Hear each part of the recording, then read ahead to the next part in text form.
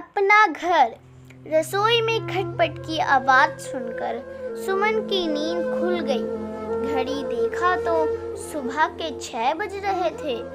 उसने बिस्तर से उठने की कोशिश की पर उठ न पाई। प्रदीप ने आंखें मूंदे ही कहा, कहाँ जा रही हो? रात भर तेज बुखार से तप रही थी और सुबह होते तुम्हें काम की चिंता होने लगी। सुमन ने धीरे से जवाब दिया, माँ जी अकेले नाश्ता बना रही होंगी, उनसे इस उम्र में अब काम कहाँ होता है।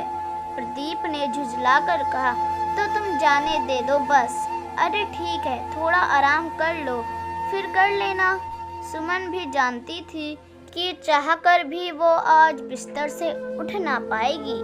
पिछले 3 दिनों से उसे दस्त और बुखार लग रहा था, पर कल रात तो जैसे एक एक पल गिनते बीता। वो लाचार सी चुपचाप लेटी रही। शादी के बाद इन 8 वर्षों में शायद ये पहली बार था कि सुमन इतने जोरों से बीमार पड़ी हो। कुछ देर की खटपट के बाद सब शांत हो गया, पर सुमन मन ही मन पछता रही थी। शादी के बाद उसने घर की सारी जिम्मेदारी ले ली।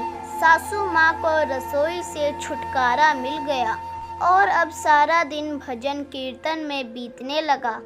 देवर, ननद, सास, ससुर सबकी इच्छाओं का ध्यान रखते कब 8 वर्ष बीत गए पता भी ना चला। खैर, लड़की का यही तो संसार होता है, सबकी सेवा करना और प्रेम से ससुराल में रहना। ऑफिस में जाते वक्त प्रदीप ने माँ से कहा, माँ सुमन की तबीयत काफ़ी खराब हो गई है, रात भर बुखार से तप रही थी। उसके कमरे में दवाइयाँ रखी हैं, कुछ खिला देना ताकि वो दवाइयाँ खा सके।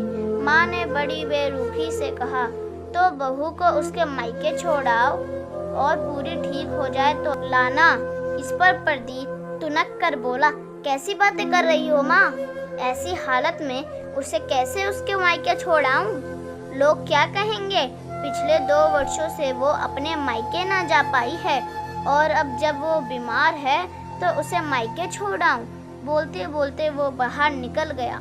प्रदीप के जाते ही सासू माँ ससुर जी से बरस पड़ी, देखो जी, मुझसे ना होगा ये सब।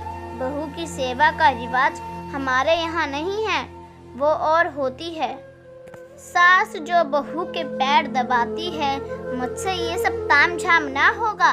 ससुर जी सिर झुकाए सुनते रहे सब, और सब सुन रही थी सुमन। आंखों में आंसू लिए इन 8 वर्षों से अपने कर्तव्य बड़ी निष्ठा से निभाती रही वो। एक दिन की छुट्टी भी ना मिली। मुश्किल से 2 बार अपने मायके जा पाई थी और तीसरी बार तो स्टेशन से ही लौट आई थी, क्योंकि उसकी बड़ी ननद अचानक से आ गई थी। और आज एक दिन जब वो इतनी बीमार है तो बोझ बन गई है अपने ही घर पर। अपना घर, क्या सच में ये उसका अपना घर था? बचपन से ही लड़कियों को सिखाया जाता है कि ससुराल ही उनका अपना घर है। पिता के यहाँ तो वो पराया धन है और ससुराल में वो पराये घर से आई समझी जाती हैं। पूरी उम्र खुद को साबित करते बीत जाता है। तो लड़की का वास्तविक घर कौन सा है? उसकी जन्मभूमि या कर्म भूमि? शायद उसका उत्तर आज तक नहीं मिला। दोस्तों, उम्मीद करती हूँ आपको यह कहानी अच्छी लगी होगी।